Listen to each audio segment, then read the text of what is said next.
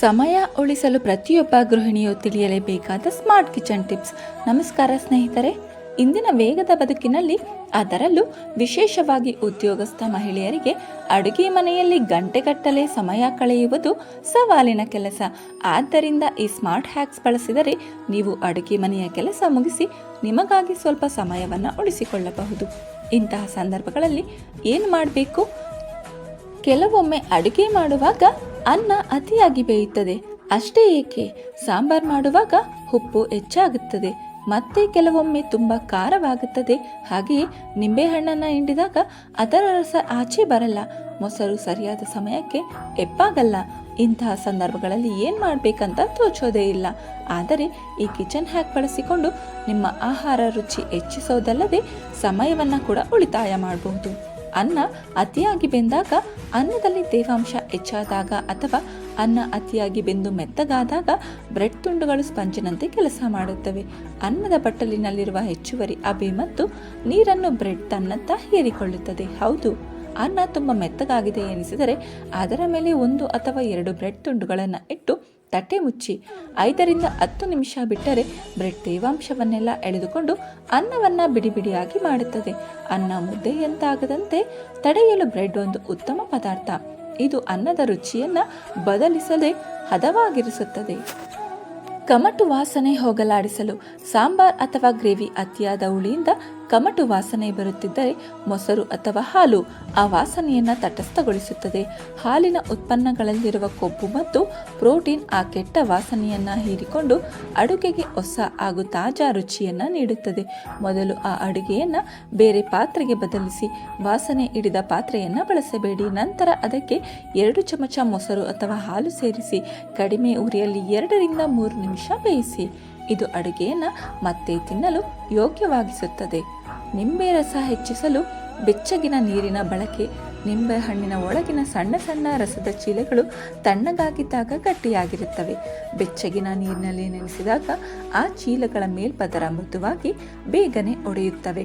ಇದರಿಂದ ನೀವು ಹಣ್ಣನ್ನು ಹಿಂಡಿದಾಗ ಹೆಚ್ಚಿನ ರಸ ಸುಲಭವಾಗಿ ಹೊರಬರುತ್ತದೆ. ಆದ್ದರಿಂದ ನಿಂಬೆ ಹಣ್ಣನ್ನು ಕತ್ತರಿಸುವ ಮೊದಲು ಒಂದು ಪಾತ್ರೆಯಲ್ಲಿ ಬೆಚ್ಚಗಿನ ನೀರಿನಲ್ಲಿ ಕೇವಲ 1 ನಿಮಿಷ ಇಡಿ. ನಂತರ ಹಣ್ಣನ್ನು ಹೊರತೆಗೆದು ಸ್ವಲ್ಪ ಉಜ್ಜಿ ಕತ್ತರಿಸಿ ಹಿಂಡಿ. ಹೆಚ್ಚುವರಿ ಎಣ್ಣೆ ತೆಗೆಯಲು ಟಿಶ್ಯೂ ಬಳಕೆ. ಕರಿದ ತಕ್ಷಣ ವಡೆ ಅಥವಾ ಬಜ್ಜಿ ಟಿಶ್ಯೂ ಪೇಪರ್ ಮೇಲೆ ಹಾಕಿದಾಗ ಪೇಪರ್ನಲ್ಲಿರುವ ಸೂಕ್ಷ್ಮ ರಂಧ್ರಗಳು ಪದಾರ್ಥದ ಮೇಲ್ಮೈನಲ್ಲಿರುವ ಎಣ್ಣೆಯನ್ನು ಪೂರ್ತಿಯಾಗಿ ಹೀರಿಕೊಳ್ಳುತ್ತವೆ. ಇದು ಆಹಾರವನ್ನು ಕಡಿಮೆ ಎಣ್ಣೆಯುಕ್ತವನ್ನಾಗಿಸುತ್ತದೆ. ಹಾಗೆಯೇ ಕರಿದ ಪದಾರ್ಥಗಳನ್ನು ಸ್ವಲ್ಪ ಸಮಯದವರೆಗೆ ಕಡಿಮೆ ಬಿಸಿ ಇರುವ ಒಲೆ ಅಥವಾ ಬೆಚ್ಚಗಿನ ಪಾತ್ರೆಯಲ್ಲಿ ಇರಿಸಿದಾಗ ಒಳಗೆ ಉಳಿದಿರುವ ಎಣ್ಣೆಯು ಬಿಸಿಗೆ ಕರಗಿ ಹೊರಬರುತ್ತದೆ. ಇದರಿಂದ ಪದಾರ್ಥಗಳು ಹೆಚ್ಚು ಸಮಯದವರೆಗೆ ಕುರುಕಲಾಗಿ ಇರುತ್ತವೆ. ಈ ವಿಧಾನವು ಕರಿದ ಆಹಾರದಲ್ಲಿರುವ ಅನಗತ್ಯ ಜಿಡ್ಡನ್ನು ಕಡಿಮೆ ಮಾಡಿ ಅದನ್ನು ತಿನ್ನಲು ಹೆಚ್ಚು ಹಗುರವಾಗಿಸುತ್ತದೆ. ಆರೋಗ್ಯದ ದೃಷ್ಟಿಯಿಂದಲೂ ಇದು ಉತ್ತಮ ಹವ್ಯಾಸ. ಅಡುಗೆಯ ಬಣ್ಣ ಹೆಚ್ಚಿಸಲು ಕಾಶ್ಮೀರಿ ಮೆಣಸು. ಅಡುಗೆಯ ರುಚಿ ಬದಲಾಗದೆ ನೋಟವನ್ನು ಆಕರ್ಷಿಸವಾಗಿಸಲು ಇದು ಅದ್ಭುತವಾದ ಉಪಾಯ. ಕಾಶ್ಮೀರಿ ಮೆಣಸಿನ ಪುಡಿಯಲ್ಲಿ ಖಾರ ಬಹಳ ಕಡಿಮೆ ಇರುತ್ತದೆ, ಆದರೆ ಇದು ಅಡುಗೆಗೆ ಗಾಢವಾದ ಕೆಂಪು ಬಣ್ಣವನ್ನು ನೀಡುತ್ತದೆ. ಹಾಗೆಯೇ ಆರಂಭದಲ್ಲಿ ಇದನ್ನು ಹಾಕುವುದರಿಂದ ಇಡೀ ಗ್ರೇವಿ ಆಕರ್ಷಕವಾಗಿ ಕಾಣುತ್ತದೆ. ಉಪ್ಪು ಹೆಚ್ಚಾದರೆ, ಇದು ಯಾವುದೇ ಸಾಂಬಾರ್ ಆಗಿರಬಹುದು, ಉಪ್ಪು ಹೆಚ್ಚಾಗಿದ್ದರೆ ಆಲೂಗಡ್ಡೆ ಚೂರು ಅಥವಾ ಗೋಧಿ ಹಿಟ್ಟಿನ ಸಣ್ಣ ಉಂಡೆಗಳನ್ನು ಸೇರಿಸಿ ನಿಂಬೆಹಣ್ಣಿನ ಗಾತ್ರಕ್ಕಿಂತ ಸಣ್ಣದು ಮಾಡಿಕೊಳ್ಳಿ. ಈ ಹಸಿ ಹಿಟ್ಟಿನ ಉಂಡೆಗಳನ್ನು ನೇರವಾಗಿ ಸಾರಿಗೆ ಹಾಕಿ ಅದು ಸ್ವಲ್ಪ ಸಮಯ ಕುದ್ದ ನಂತರ ಆ ಉಂಡೆಗಳು ಹೆಚ್ಚುವರಿ ಉಪ್ಪನ್ನು ಹೀರಿಕೊಳ್ಳುತ್ತವೆ. ಬಡಿಸುವ ಮೊದಲು ಆ ಉಂಡೆಗಳನ್ನು ಸಾರಿನಿಂದ ಹೊರಗೆ ತೆಗೆಯಬಹುದು. ಇದು ಗ್ರೇವಿಯ ರುಚಿಯನ್ನು ಬದಲಿಸದೆ ಉಪ್ಪನ್ನು ಕಡಿಮೆ ಮಾಡಲು ಇರುವ ಅತ್ಯಂತ ಹಳೆಯ ಮತ್ತು ಪರಿಣಾಮಕಾರಿ ಮನೆಮದ್ದು. ಖಾರ ಹೆಚ್ಚಾದರೆ, ಸಾಂಬಾರ್ ತುಂಬ ಖಾರವಾಗಿದ್ದರೆ ಅದಕ್ಕೆ ಸ್ವಲ್ಪ ತುಪ್ಪ, ಮಜ್ಜಿಗೆ ಅಥವಾ ತಾಜಾ ಕ್ರೀಮ್ ಸೇರಿಸಬಹುದು.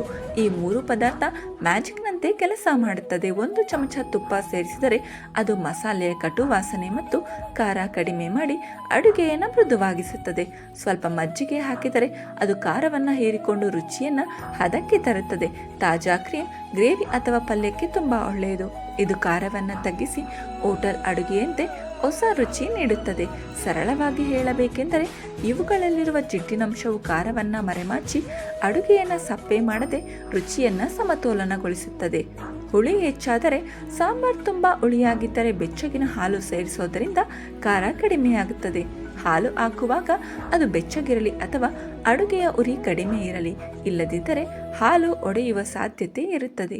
ಗ್ರೇವಿ ನೀರಾದರೆ, ಅಡುಗೆಯಲ್ಲಿ ಗ್ರೇವಿ ಅಥವಾ ಸಾರು ನೀರಾಗಿದ್ದರೆ ಅದನ್ನು ಹದಕ್ಕೆ ತರಲು ಸ್ವಲ್ಪ ಕಡಲೆ ಹಿಟ್ಟನ್ನು ಬಾಣಲೆಯಲ್ಲಿ ಹಸಿ ವಾಸನೆ ಹೋಗುವವರೆಗೂ ಉರಿದು ನಂತರ ಅದನ್ನು ಗ್ರೇವಿಗೆ ಸೇರಿಸಿ. ಇದು ಗ್ರೇವಿಯನ್ನು ತಕ್ಷಣ ದಪ್ಪವಾಗಿಸಿ ಹೋಟೆಲ್ ಅಡುಗೆಯಂತಹ ರುಚಿ ನೀಡುತ್ತದೆ. ಸ್ವಲ್ಪ ಮೆಂತೆ ಹಿಟ್ಟು ಸೇರಿಸೋದರಿಂದಲೂ ಗ್ರೇವಿ ದಪ್ಪವಾಗುತ್ತದೆ ಮತ್ತು ಅಡುಗೆಗೆ ಒಂದು ಒಳ್ಳೆ ಪರಿಮಳ ಬರುತ್ತದೆ. ಸರಳವಾಗಿ ಹೇಳಬೇಕೆಂದರೆ ಈ ಹಿಟ್ಟುಗಳು ಗ್ರೇವಿಯಲ್ಲಿರುವ ಹೆಚ್ಚುವರಿ ನೀರನ್ನು ಹೀರಿಕೊಂಡು ಮಸಾಲೆ ಮತ್ತು ನೀರು ಒಂದಕ್ಕೊಂದು ಸರಿಯಾಗಿ ಬೆರೆಯುವಂತೆ ಮಾಡುತ್ತವೆ. ಮೊಸರು ಹೆಪ್ಪಾಗಲು ಹಸಿರು ಮೆಣಸಿನಕಾಯಿ ಬಳಕೆ. ಮೊಸರು ಬೇಗನೆ ಮತ್ತು ಗಟ್ಟಿಯಾಗಿ ಹೆಪ್ಪುಗಟ್ಟಲು ಹಸಿರು ಮೆಣಸಿನಕಾಯಿ ಹೇಗೆ ಸಹಾಯ ಮಾಡುತ್ತದೆ ಅಂದರೆ, ಹಸಿರು ಮೆಣಸಿನಕಾಯಿ ತೊಟ್ಟಿನಲ್ಲಿ ಕೆಲವು ನಿರ್ದಿಷ್ಟ ಬ್ಯಾಕ್ಟೀರಿಯಾಗಳು ಇರುತ್ತವೆ. ಇವು ಹಾಲನ್ನು ಮೊಸರನ್ನಾಗಿ ಮಾಡುವ ಪ್ರಕ್ರಿಯೆಯನ್ನು ಬೇಗಗೊಳಿಸುತ್ತವೆ. ಇದು ಹಾಲಿನಲ್ಲಿರುವ ಪ್ರೋಟೀನನ್ನು ಬೇಗ ಗಟ್ಟಿಯಾಗಿಸಲು ಸಹಾಯ ಮಾಡುತ್ತದೆ. ಆದ್ದರಿಂದ ಬೆಚ್ಚಗಿನ ಹಾಲಿಗೆ ಹೆಪ್ಪು ಹಾಕಿದ ನಂತರ ಅದಕ್ಕೆ ಒಂದು ಇಡೀ ಹಸಿರು ಮೆಣಸಿನಕಾಯಿ ತೊಟ್ಟನ್ನು ಹಾಕಿ ಮುಚ್ಚಿಡಿ. ಇದರಿಂದ ಮೊಸರು ಬೇಗನೆ ಹೆಪ್ಪುಗಟ್ಟುತ್ತದೆ ಮತ್ತು ಹೆಚ್ಚು ಗಟ್ಟಿಯಾಗಿ ಬರುತ್ತದೆ. ವಿಶೇಷವಾಗಿ ಚಳಿಗಾಲದಲ್ಲಿ ಅಥವಾ ಮೊಸರು ಬೇಗನೆ ಬೇಕಾದಾಗ ಹಸಿರು ಮೆಣಸಿನಕಾಯಿ ಒಂದು ನ್ಯಾಚುರಲ್ ಬೂಸ್ಟರ್ ಆಗಿ ಕೆಲಸ ಮಾಡುತ್ತದೆ. ಈ ಮಾಹಿತಿ ಇಷ್ಟವಾದರೆ ಒಂದು ಲೈಕ್ ಕೊಟ್ಟು ಎಲ್ಲರಿಗೂ ಈ ವಿಡಿಯೋ ಶೇರ್ ಮಾಡಿ. ನಮ್ಮ ಯೂಟ್ಯೂಬ್ ಚಾನಲನ್ನು ಮತ್ತು ಫೇಸ್ಬುಕ್ ಪೇಜನ್ನು ಫಾಲೋ ಮಾಡಿ.